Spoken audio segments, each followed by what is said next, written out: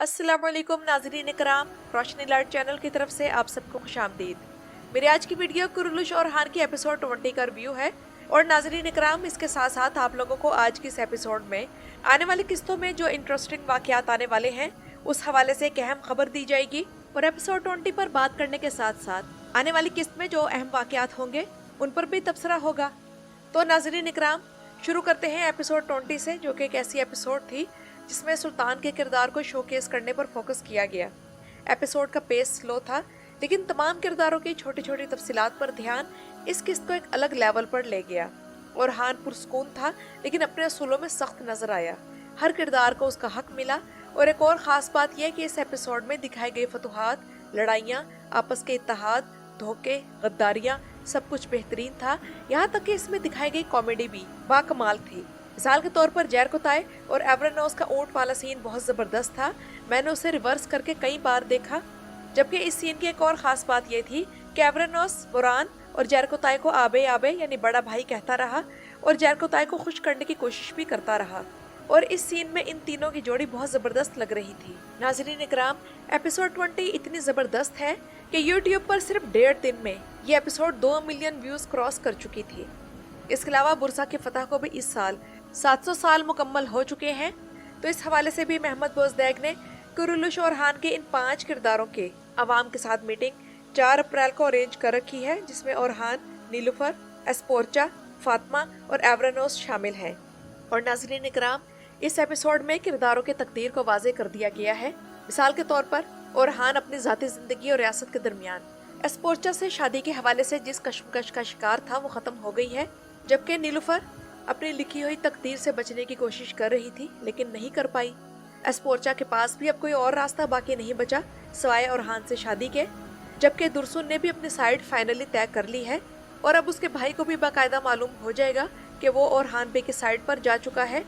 जबकि एवरेनोस ने आखिरकार खुद को पा लिया है और फातिमा भी उसकी हकीकत जान गई है। उधर यीत ने मुश्किल रास्ता इख्तियार कर लिया, जिसका अंजाम उसकी मौत है। और पिछली किस्त के चंद किरदारों की मैं मुख्तसर सी बात करूं तो अलाउद्दीन का किरदार अदा करने वाला अदाकार, जिसका असल नाम उमर फारूक आरान है, वो एक ऐसा अदाकार है जिसे मरकजी किरदार ही मिलने चाहिए, क्योंकि चाहे मंजर ड्रामाई हो या एक्शन हो, वो हर सीन के साथ इंसाफ करता है। महमद बोजदैक पर काफ़ी मामलात में तनकीद की जा सकती है, लेकिन ये बात तय है कि उन्होंने कई अदाकारों को मौका देकर शोहरत की बुलंदियों पर पहुंचाया।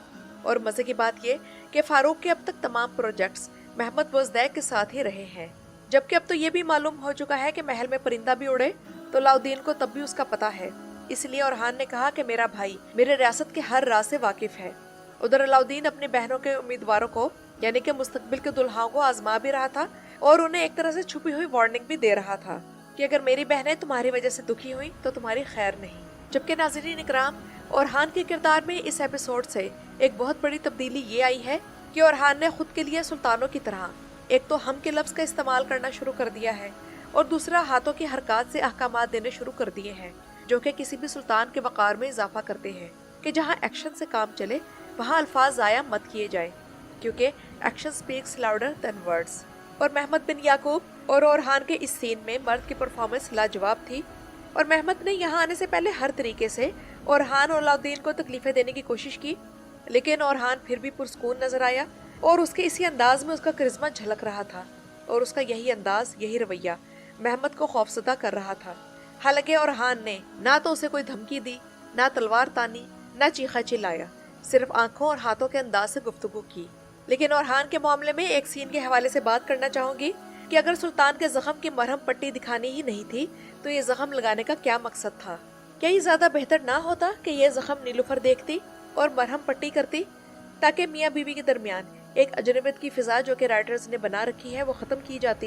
लेकिन ये बात है कि ओरहान का इस सीन में रिस्पॉन्स लाजवाब था कि उसने अंद्रयास से कहा कि मेरा खून इस सरजमीन पर गिर गया है तो अब ये तुर्कों की ज़मीन बनकर रहेगी। उधर एवरेनोस और फातिमा का ये सीन देखते हुए आप में से किस किस ने ये सोचा कि हम कहाँ से कहाँ पहुँच गए?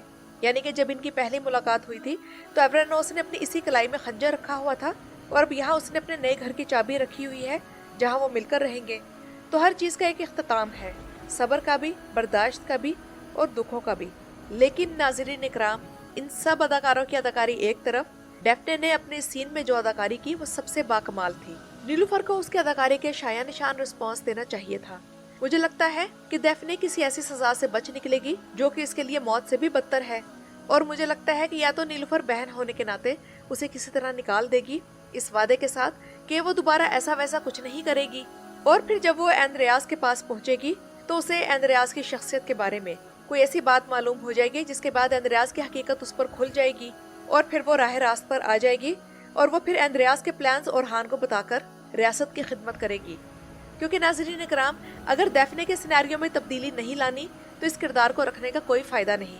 तो इसे उस्मानी रियासत को किसी किस्म का फायदा पहुंचाना पड़ेगा, खुद को बदलना पड़ेगा और सरेंडर करना पड़ेगा ताकि इसकी अब्दुर्रहमान से कहानी बन सके।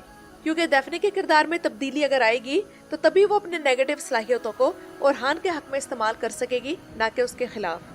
वैसे भी उसके अब्दुर्रहमान के साथ कहानी डेवलप हो रही थी तो उसे पॉजिटिव तरीके से बढ़ाया भी जा सकता है, और अगर राइटर्स चाहें तो उसकी जिंदगी में अभी भी एक टर्निंग पॉइंट आ सकता है, और इस तब्दीली में एंड्रियास कोई अहम रोल प्ले कर सकता है कि वो या तो डेफने को धोखा दे रहा हो या फिर उसे अपने मतलब के लिए इस्तेमाल कर रहा हो, वो और हान की जासूस की हैसियत से इज़नी की फतह के लिए रास्ता हमवार कर सके। इस हिसाब से डेफने का स्क्रिप्ट बहुत स्ट्रॉन्ग हो सकता है, जबकि इस सीरीज की बाकी औरतों के लिए लिखे गए स्क्रिप्ट इससे भी ज्यादा मजबूत होने चाहिए थे। लेकिन अभी तक हमें जो नजर आ रहा है वो ये है कि फातिमा या तो लड़ाइयों में लड़ती दिखाई देती है या फिर एवरेनोस के आसपास मंडलाती नजर आती है। इसी तरह हलीमा या तो मर्दों के साथ जंगों में शाना बशाना लड़ती दिखाई देती है या फिर दुर्सुन को उसके गिर्द मंडलाता दिखाया जाता है, जबकि नीलूफर रोती दिखाई देती है। तो इन तीनों के कमजोर स्क्रिप्ट हैं, इन्हें मजीद बेहतर होना चाहिए। फातिमा और हलीमा की जिंदगी में एवरेनोस और दुर्सुन के अलावा भी कुछ होना चाहिए, और राइटर्स इनकी जिंदगियां जंगों, दुर्सुन और एवरेनोस से बाहर निकल कर भी दिखाएं। इसके अलावा औरतें बेचारी शुरू सीजन से अब तक वही कपड़े पहने नजर आ रही हैं, जबकि एवरेनोस और मर्द को हर 2 हफ्ते बाद एक नया लिबास दिया जा रहा है। औरतों के वही कपड़े और वही बार बार के इमोशंस देखकर हम बोर हो चुके हैं।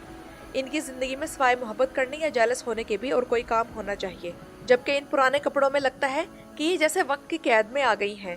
याद करें कि कुरैश उस्मान के सीजन 2 में बाला और मलहुन की मजबूत प्रेजेंस थी, इनके कैरेक्टर्स की प्रॉपर डेवलपमेंट भी थी और इनके कपड़ों के कलर और अंदाज भी बादशाहों वाले थे।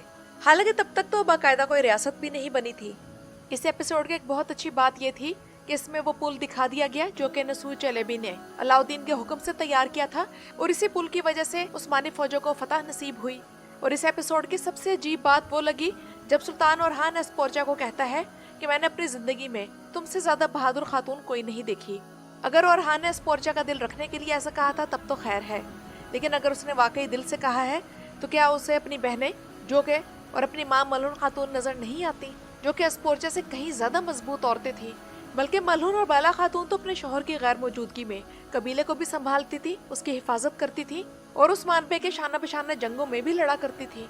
और नाज़रीन इकराम, कमाल की बात यह है कि इस एपिसोड की रेटिंग बढ़कर 4 के नंबर को भी क्रॉस कर गई है, जबकि वो बाकी दोनों कैटेगरीज में भी बड़ी है।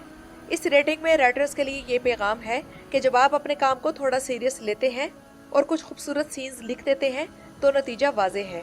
वैसे भी ये राइटर्स कुरैश उस्मान के सीजन 5 से मुफ्त की रोटियां खा रहे हैं। और नाज़रीन इकराम, अब चलते हैं आने वाली किस्त के हवाले से उन अहम खबरों की तरफ जो कि मेरे पास हैं, यानी कि कुछ ऐसे वाकयात हैं जो अगली या उससे अगली एपिसोड में होंगे। उस हवाले से पहले नंबर पर यह खबर है कि दीदार खातून को जिंदान में फेंक दिया जाएगा और वहाँ वो मर जाएगी। नंबर 2 ये कि अगली 2 किस्तों के अंदर अंदर शाहीन शाह को मार दिया जाएगा, जबकि फातिमा खातून के बारे में तो मालूम हो ही चुका है कि वो अगवा हो जाएगी और एवरेनोस उसे बचाएगा, जबकि नीलूफर के यहाँ प्री मेच्योर बर्थ होगी और सुल्तान मुराद की पैदाइश होगी, जबकि एस्पोर्चा इस सीजन के आखिर में उम्मीद से होगी और इस सीजन के आखिर में इज़नी की फतह होगी। और नई एपिसोड के ट्रेलर में पहले जो शादी दिखाई जा रही है वो शादी नहीं होगी, बल्कि शाहीन शाह को धोखा देने के लिए एक प्लान तैयार किया जाएगा, यानी कि अगली एपिसोड में 2 शादियां होंगी, एक शादी नकली होगी और एक असली। जबकि आने वाली एपिसोड में सुल्तान मुराद की पैदाइश भी दिखा दी गई है और तुर्कों की सल्तनत उस्मानिया से नफरत करने वाले उन अकाउंट्स का सोशल मीडिया पर रश लग चुका है जिनके नामों से तो ऐसा लगता है कि शायद वो गैर मुस्लिम है और वो इस किस्म की पोस्टिंग कर रहे हैं कि वो सुल्तान पैदा हो गया है जो इतना मनहूस था कि उसने पैदा होने से पहले अपनी माँ को तकलीफ ही देकर रखी थी कि कभी उसकी माँ डेफने के हाथों जख्मी हो रही थी और कभी खंजर खा रही थी। इसके अलावा वो इस किस्म की पोस्टिंग भी कर रहे हैं कि ये वही सुल्तान है जिसने अपने भाई और एस्पोर्चा के बेटे शहजादा इब्राहिम को तख्त की खातिर कत्ल किया था। खैर ये तो नाज़रीन इकराम तारीख़ी तफसील है जिस पर अलग से बात की जा सकती है कि इस तारीख़ के बारे में असल हक़ाइक़ क्या हैं। आप लोगों को आज की वीडियो कैसी लगी मुझे कमेंट्स में ज़रूर बताइएगा। मेरी वीडियो देखने का शुक्रिया।